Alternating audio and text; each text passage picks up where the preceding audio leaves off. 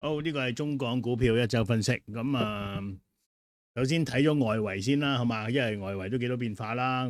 但係我就唔係特別想講即係美國同埋伊朗到底可唔可以停到火咧？即係咪簽張紙咁就太平咧？何況而家張紙都未簽啊！咁我就係想純粹從呢個即係市場個角度去睇咧，就係話咁。過一段時間，第一張圖咧就係呢個石油個價格啦，原油個價格啦，咁一路都喺90至到100，咁偶然會超過100嘅，但係都好少時間嘅，即係超過100太誇張啊！而家呢個時間唔係話嗰個生產咧咁旺盛嘅時間，特別睇翻中國，因為有個貿易戰啊喺度啊，啲關稅啊咁樣，咁所以其實個石油超過即係至到100已經好誇張噶啦。咁當然啦，你話再打落去。中國都冇油噶咯，我話嘅嚇，即係個庫存啊，都會開始見底啊，即係真係要就住嚟用啊，要配給啊，啊，咁嚟到市場個價格話都冇你聽，而家落喺70，我當係70水平啦，即係唔好理佢啦嚇。咁如果我認為點樣真係安全啲咧？你話真係覺得個市場大家真係放心啦，冇乜戒備，覺得真係今次都差唔多停啦，即係俾人打到謝啦 ，OK？錢就喺人哋手啦，攞啲濃縮油出嚟咪算咯，係嘛？條底褲都俾埋你啦，你可憐翻俾啲我嗰200幾億美金，你俾翻啲我咁就係啦。咁的話咧，咁我覺得始終都要個油價、原油價格咧要見翻6字頭咧，先至即係穩陣啲咯。咁同埋始終即係以色列嗰個選舉一日未定咧，都係有啲隱憂嘅。佢而家就係個狀態就係解散咗個國會咁仲要二讀幾次啊，二讀三讀啊通過啦，咁先至再可以安排到時間去做個選舉。選咗之後，內塔尼亞胡先至相對比較安心啲。如果唔係咧，佢落咗台咧，又係又係煩嘅。即係我諗佢落咗台之後，又會好多問題出現㗎啦，話佢貪污啊，即係9萬幾樣嘢，你明唔明嘛？咁所以我就覺得去到而家為止係今日嘅報道嚟嘅，佢仍然都係好強硬嘅。佢係戰鬥尚未結束咁都預咗佢係咁噶啦 OK，咁所以即係我覺得你話去到禮拜日先簽，咁都有啲變數嘅，同埋你都要睇實際放咗幾多個運油輪出嚟。咁去到而家我啱啱 check 咗啲外電，咁都係即係最新嘅報道都係5架咁可能晏啲會好啲10零架。咁希望啦，陸陸續續當然係即係希望天下應該本無事啦，係嘛？好啦，喺個油跌之際咧，幾樣嘢同個油嘅方向就係完全就唔相反嘅，就有個金啦，又或者嗰個 Bitcoin 啦，仲有呢一個費城呢個 SOX 啊，即係大家成日睇住嗰個啲 chips 啊，嗰啲股票啊，費城半導體指數係啦，咁樣其實都好唔 make sense 嘅，因為呢個禮拜你話除咗終於個油價可以落之外，但係 OK 喺個金融市場上高冇咁簡單。金融市場上高會發生咩事啊？嗰個 yen 已經加咗價yen 已經加咗息啦加到去咁你都唔使擔心嘅，加晒都係1%。咁但係已經係講緊90幾年到而家噶啦，呢一個加息即係去翻呢個加息口嘅水平。你諗下大家而家睇美國印銀紙救市有咩事量寬量寬係咪真可以救個經濟嘅咧？咁你睇下日本咪知咯。日本量寬咗20幾年啦，咁其實美國不知不覺都量寬咗10幾年啦，08年金融海嘯到而家咁但係即係咪真係純粹係量寬去救經濟咧？如果冇 AI 呢個嘢，或者冇呢個 Max 7呢幾個即係一個 new technology 一個新嘅革新人工智能手機咁樣，有冇可能即係可以帶動一個新嘅經濟潮咧？咁呢個大家可以值得去諗一諗㗎自己都去諗一諗嘅。OK，咁然之後我就話俾大家聽，喺金融市場喺一個資金角度嚟睇咧，而家呢個禮拜仲係辛苦㗎唔應該話過去。第一，你睇一個10年國債個債息好多時你話睇呢啲一定要睇呢個嘅。睇一睇呢個，喂，都仲係喺個咩高位嗰度。OK， 4點幾第二就係話日本央行啦。之前講咗啦，日本香港成個月啦，歐洲央行啦，都係即係冇辦法啦，俾個油夾到個通脹又翻嚟，係咪？咁我哋都要加息㗎。呢兩個日本今日加咗啦，其實都 firm 㗎啦，歐洲央行都會加嘅。加完之後點啊？市場流動性減少， OK，又或者我可以咁諗啊，我話成日同大家講債，大家入唔到腦，OK，咁咪講定期存款咯。而家日本央行同埋歐洲央行個定期存款都咩啊？加息，加咗息咁咪好咯，咁咪擺翻啲錢去日本，擺翻啲錢去歐羅咯、Euro 咯，係咪啊？咁相對咧，喺美國個嗰個 pool 嗰個資金咧就會少啲啦，就會走翻出嚟啦，啱唔啱啊？有個資金嘅壓力。咁當然你話，唔會嘅，阿 Elon Musk 嗰隻 SpaceX 幾勁啊！哇，喺個全球最大係你先話佢唔值嘅啫，喂唔係我話佢唔值噶，Morningstar 話佢唔值噶，大佬係嘛？啊，OK，咁好，我覺得好彩啦，我自己覺得咋，即係即係中國同埋香港冇得炒啊嘛。佢冇寫澳門，我成日都想問你有冇包括澳門，但係一定係話佢真係唔理啊！我相信包括嘅，咁冇得炒，冇得炒咧，有啲你幣安啊嗰啲公司係出咗隻同 SpaceX 掛鈎嘅穩定幣，我頂佢個肺，就俾你去買呢啲幣。唉，我就覺得真係即係個賭性唔使咁強係嘛？但係我就建議大家都唔好啦，可能升多，我嘅估計係升25%。咁我開頭都話大家如果有興趣都試下，因為我覺得呢個招金潮一定要拱上去，即係拱出個煙花出嚟嘅。咁但係25%啦，我都求其估啦，我估個 SpaceX 會升25%喺 IPO 之後，然之後整體喺1年之內嗰個 IPO 嗰個價錢會跌50%。50% 即 Morningstar 個價錢啦，即係隨便亂估啦，係咪升25%跌做50咁樣，咁所以即係睇大家點睇啦。OK，咁所以個資金嚟講同個市係唔就㗎，好嘛？咁呢個大家要留意啦。好啦，咁講翻嗰個恆生指數，即係講翻港股啦嚇，講翻呢一節應該要講嘅本題啦。咁就喺呢張圖啦，會見到嗰個 PE 啦。會係幾高啦，幾低啦，相對咁樣。咁我就想同大家講啊，最近咧嗰個恆生指數同埋恆生指數科技股個關係啊，大家會睇到就係話，當佢好多時候有時升啊或者跌咧，嗰個恆生指數科技股咧嗰個波幅會大啲嘅。專業啲咁講就係 beta 波動係咪？咁而家就係啦，而家個紅色線恆生指數都唔係跌好多，跟住嗰個綠色線都跌咗一個咩double bottom。即係一個雙底咁啊！哇，翻去大佬4月嗰陣啊，有冇咁差啊？咁樣啊？咁其實都係差少少嘅，我自己覺得。但係呢一節好開宗明義同大家講，我認為最差嘅時間，今年港股一定係7月。死啦，講一定添，好大機會係7月。OK 咁所以去睇一睇啦，留意下啦。應該最尾會講個原因出嚟。我哋再睇下個市況啊，南向資金係點啊？普普通通。普普通通冇乜料到係嘛？咁嚟到咧，我點解 cap 呢張圖咧？今日嗰個智普即係同騰訊拍住一齊做語言模型嗰間公司，咁就出咗個新 model 喎。今日又彈幾個 percent 喎，頂佢個肺！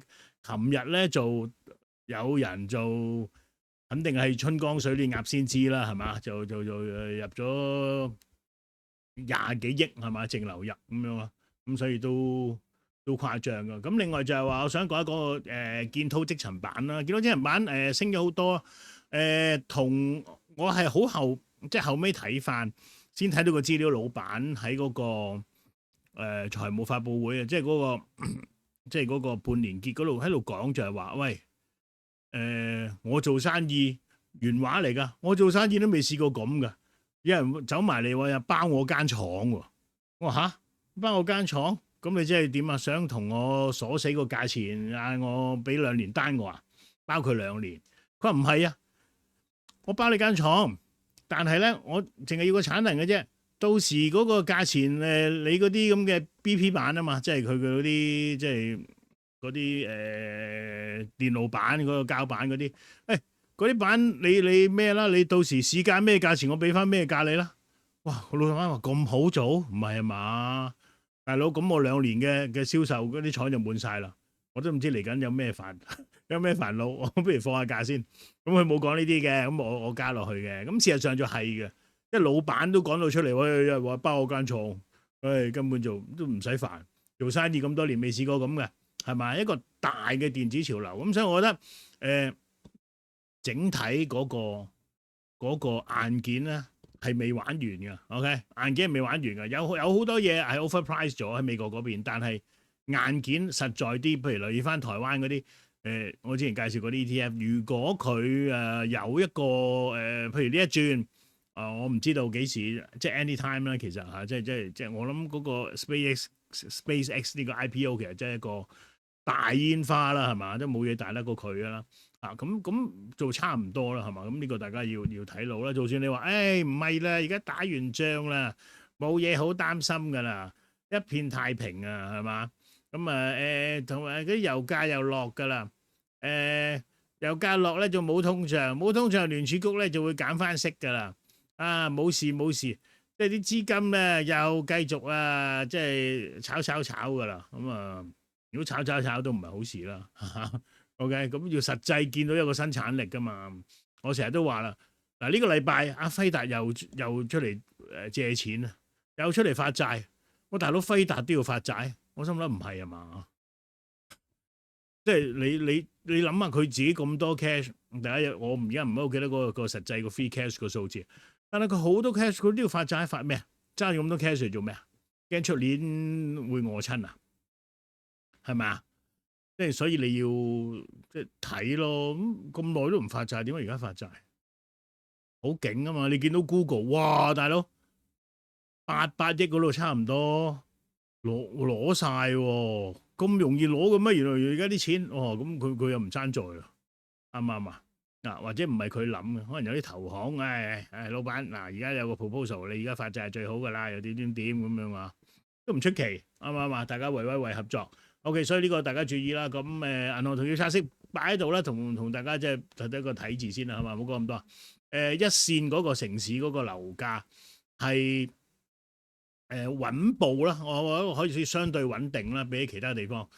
我自己覺得呢個跟住下一個圖就係香港有個墊款啊，香港嘅墊款同埋嗰個恆生指數咧，其實一直都係息息相關嘅，即係其實就係話睇香港嗰個整體嗰個貸款嗰個流動性個資金，肯攞錢出嚟，肯借錢做多數個投資活動咧，就唔會差，係嘛？呢一段時間可能就係個樓市啦。咁上海嗰個集裝箱個運價指數啦，咁有啲波動嘅，不過就整體嚟講，好似最差嘅情況過咗。咁啱啱今日即係呢兩日做咁啱出咗個樓價指數啦，咁所以攞出嚟同大家分享啊，就冇咩嘅。咁大家留意翻下低有兩個圖啦，下低嗰個日價啊嘛，日價相對係高位嚟嘅。咁呢啲時候追咧，嗰個即係叫做啦，即係喺個統計學度。睇翻咧危險性係大啲嘅，係嘛？日價嘅意思就係話一手樓同二手樓個價錢咧，二手樓都唔係升得咁多，一手樓嘭嘭聲。咁當然啦，即係好多人買樓都要買一手嘅，即係又新啦，會所又大啦，又靚啦，咁即係住過晒啲舊樓啊唔好啦，咁即係好多嘢噶嘛，係咪？咁唔爭在啦，嗰啲咁嘅嘢啦嚇，咁投資價值高啲啊嘛，咁即係好多嘢，即係唔係淨係住咁簡單，好嘛？O.K. 咁國內嗰有幾個生產，即係有幾個經濟數字都係唔好嘅，咁要同大家分享下，就係嗰個首先就係工廠啦，嗰個出廠價格啦，PPI 啦，咁係有啲地方嗱，你見到啦3.9、5.8啦，即係都係高啦，俾個油夾咗上去啦，咁你唔好話，譬如有啲化學肥料啊。嗰啲咩尿素啊，呢一類嘢咁係啲原油副產品嚟嘅，咁咪升咗1倍嘅啲價錢，咁變咗你冇辦法有好各行各業有啲地方個生產價格係要高啊，係咪？出廠價格係貴，但係整體個居民消費價格係升得個1.2，係咪？咁相對都叫有升噶啦 ，OK， 都係一件唔錯嘅事噶啦，即係至少。符合翻我之前嘅睇法，就係即係中國嗰個儲蓄率咧，相對因為好啲呢幾年內一路係咁增加，咁有少少底子嘅咁睇下呢個印度撐唔撐得，捱唔捱得過呢個5窮6絕7翻身咯。但我覺得今年都幾難嘅，幾樣嘢就係本身內地嗰個汽車銷售做普普通通，同埋嗰個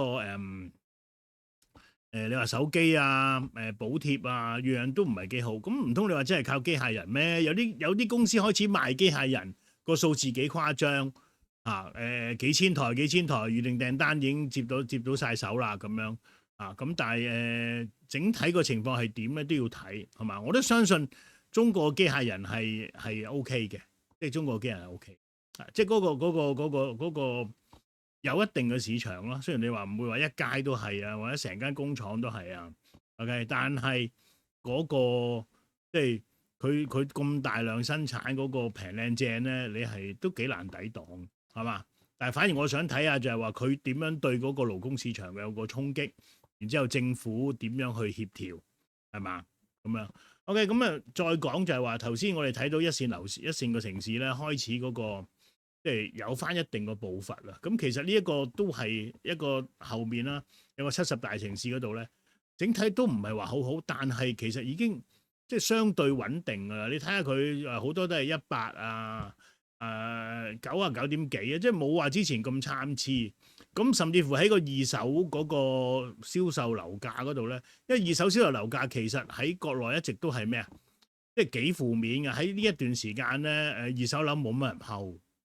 要賣啊，賣得好賤嘅啊！咁但係我都見到有啲價錢上翻到100，即係至少唔使跌或者微升啊！咁所以呢個樓市係咪即係喺成個國內慢慢揾到個底部咧，穩定咧？我相信係嘅啊！我相信係嘅。OK，咁然之後再睇就係一啲工業嘅資料啊，但係喺個生產嗰方面咧係唔得嘅。生產係方面咩？睇銅啦，同埋個水泥啦，整體呢啲咁嘅建築啊。主要嘅材料啊，相對都係咩啊？麻麻地啊，都仲未係話去到消化晒嗰啲庫存啊，去到話再開始一個哇喺又個個月有投地啊，政府賣地啊咁樣啊，咁啊都仲係要捱，都仲係要捱。我覺得今年嗰個11黃金週之後一段，即係由中秋節啊開始11黃金週一段時間。好緊要就係可唔可以確認翻成個中國嗰個經濟啦？確認佢嗰個由21年開始嗰個跌幅已經完結啊，包括埋個樓市。咁呢個係今年我哋會確認，有機會會確認到嘅嚇。咁慢慢一步一步睇啊。咁做汽車就係麻麻地嘅，國內唔好嘅。新能源汽車而家靠國外，因為個油價高啊，好多以前冇諗過揸電車嘅人都係唔好啦，大佬我都係整翻部電車啦嚇。哇，原來又平又靚又正喎，比亞迪嗰啲啊，諸如此類咧係嘛？即好多外國嘅評測都話大陸嘅車係做得一啲都唔差，而且個保養費超級低，零件啊保養費啊，簡直係匪夷所思。咁整體嚟講，所以就係我覺得外國嗰個出口契機咧，喺啲唔同地方啦，譬如我哋睇到澳洲啦，係喺個電動車嗰度中國入口嗰度咧，就創咗新高。咁呢啲就有一定嘅支持啦。咁但係整體本身國內嗰個即係隨住差唔多都你話舊換新都大佬換咗2次啦，係咪先？都飽飽地和啦，可以咁講。咁所以整體嚟講咧。我覺得國內咧要睇嘅就係未來呢幾個月，睇下佢會唔會慢慢會回落一啲。咁但係如果我哋睇整體全球嚟講咧，可以講咧最強勁嘅增長，隨住 AI 今年年頭啊開始啊咁樣咧，慢慢係穩定翻落嚟㗎啦。即係呢個好爆炸，哇！啲 RAM 啊，拱晒上去啊，炒到咩啲手機啲 RAM 啊，即係炒到舊機嗰啲 RAM 啊，啲顯示卡啊、GPU 啊，哇！全部大佬即係啲人小朋友我哋話買張顯示卡打機嘅啫喎，大佬都貴咗一大橛，甚至乎有成日冇貨，係咪啊？甚至乎而家輝達即係譬如輝達都好誇張啦，去到啱啱上個禮拜佢有一張即係我嚟運算 AI 嘅顯示卡嚇，加咗50%，足足由出廠到而家啊 Blackwell 嚟嘅。咁所以就係話顯示個需求係有咯，持續啦 ，OK， 好似我哋黃色線咁啦，喺美國同埋台灣啦都見到個新訂單減庫存咧係一個相當之唔錯嘅高位啦，係咪中國係差少少啦，中國係差少少啦 ，OK， 咁所以我就係話整體就話中國會幾考驗嘅，未來呢幾個月到底確認唔確認到佢嗰個整體個樓市開始就係揾到個比較實在啲嘅底部係嘛？香港如果話即係回顧翻你話24年捱到個底，25年出咗嚟啦，咁大家唔會有異議啦。但係中國而家即係仲要睇未來幾個月嘅，但我相信係 OK 嘅，隨住個燃油問題解決啊咁樣，咁睇翻整體嗰個柔韌性啦。係嘛？始終個荷包仲有錢啊嘛，只不過唔係好想使。OK 嚇，咁點解我頭先話嗰個7月講翻個近啲嘅問題咧，就係香港股票就點解我頭先話7月咧會係一個比較一個難關咧？五窮六絕明明七翻身嘅喎，點解你又咁樣講咧？咁又唔係話因為咩世界盃或者咩？世界盃係股市嘅魔咒嚟㗎，其中一個 OK。咁但係就未必係啊。我諗就係話7月份咧有個股票解禁啊。喺最尾幾個圖咁啊，facing 一個 mounting pressure。呢個解禁相對起過去12個月、過去2年啊嚟講，都算係一個高嘅即係幾大嘅一個解禁潮。咁到時啲資金就會即係內幕啦、相關人士啦嗰啲IPO 啊嗰啲咧就上咗市咧，就有禁售期嘅，包括 SpaceX 都有嘅。SpaceX 大概60天左右咁而家7月份解禁嘅咧，仲有啲 Minimax 啦，頭先講話即係有人偷步炒上啲智譜啦，一大紮好多新股啦，咁呢度做咧，相對會令到個市場咧唔好嘅，即係個資金有得解咁佢得賣啦，大佬你係嘛咁相對即係會差少少咯，好嘛？但我就覺得就係話，我哋頭先睇翻啦，你睇翻我話嗰個。beta 大一啲嘅嗰個咩嗰個HS TED 啊 HS beta 大一啲，即係話佢哇又上又落會大一啲。咁但係相對我同大家研究過啦，如果講真係呢啲咁嘅語言模型揾到錢咧，實實在在啦。OK 係阿里巴巴啊、騰訊呢一紮比較揾到錢，因為佢個資本支出咧冇美國嗰邊咁癲700幾億，輝達啱啱要融資出個債券，好似係200幾億，咩280左右，係嘛？咁唔使即係咁透支啦，咁犀利啦，基本上，我抌咗出嚟啲錢都見到回本啦喎！我分析個阿里巴巴條數俾大家睇，係嘛？咁當然話你又唔係喎，個市場仲睇佢唔好啊，點樣點？咁計啦，咁始終有一筆錢開銷咗出嚟啊嘛，咁但係。係穩定嘅，同埋譬如阿里咁嚿雲個收入係唔錯我自己覺得即係隨住騰訊而家仲未真係出招啦，咁但係騰訊拍住智譜噶嘛咁嗰個模型叫好似 GLM 咁其實都有啲實力嘅。你會睇到咧，其實呢度係有個國策喺裏邊嘅。國內嘅人工智能咧，雖然咧冇人講過話點樣去協調，但係咧你好明顯咧係冇惡性競爭嘅，絕對冇。OK， 每個人 DeepSeek 自己模型 DeepSeek 係做推理嘅 ，Minimax 係做呢個多模態嘅，即係可以做唔同嘅圖片啊、音樂啊嗰啲嘢。騰訊嘅智譜係做軟件嘅，寫程式嘅。千問阿里巴巴嘅，佢係做綜合性，再加呢一個都係軟件類嘅。咁又有語言啦，語言又其中一個千問一個比較突出啦。其實係各有千秋㗎。其實各有千秋嘅，仲有 Kimi 啦 ，Kimi 就係一組又係寫程式嘅能力啦，甚至乎同外國一啲公司合作啦咁樣。咁你會睇到就係話，其實佢好明顯咧個發展方向咧有內部協調過嘅，大家唔會打大架，唔會完全重複嘅。OK，甚至乎我懷疑佢哋咁樣安排成個陣容咧係愛嚟同方便佢哋同美國做一個對峙嘅。咁相對你睇下美國呢啲就係冇秩序噶啦，譬如你Gemini 同呢個 ChatGPT 有一個好接近嘅競爭啦，咁然之後佢見到 Anthropic 咧揾到錢，ChatGPT 又跟住又大力投資落去做呢一個真係工程軟件啊嗰類方面啊，咁所以就係即係佢嗰邊就係比較資本主義咯，自由開放，咁你哋自己做生意做競爭噶啦。國內咧你睇到其實冇人講過㗎，但係你自己靜心啲觀察，你會睇到就係話，喺嗰個成個國策裏邊咧係有唔同公司你要做呢樣嘢，你要做嗰樣嘢，得，OK，你大概有個方向係嘛？你哋唔好咁樣打晒交係嘛？包括嗰個晶片都係㗎嚇，包括晶片亦都係啦。咁不過呢一節唔講咁太多。總之我就想同大家講一講就係話7月份可能係一個比較港股可能會比較暗淡少少嘅，係咪？嗰個情況有機會出現，或者最差情況其實就係而家㗎啦，呢個 double bottom 㗎啦，咁只不過可能做一個三底四底，唔知幾多底啊。OK，不過就係話整體嚟講，睇嚟科技股係比較有一個可以有一個高啲嘅期望值嘅嚇。呢一隻咁多。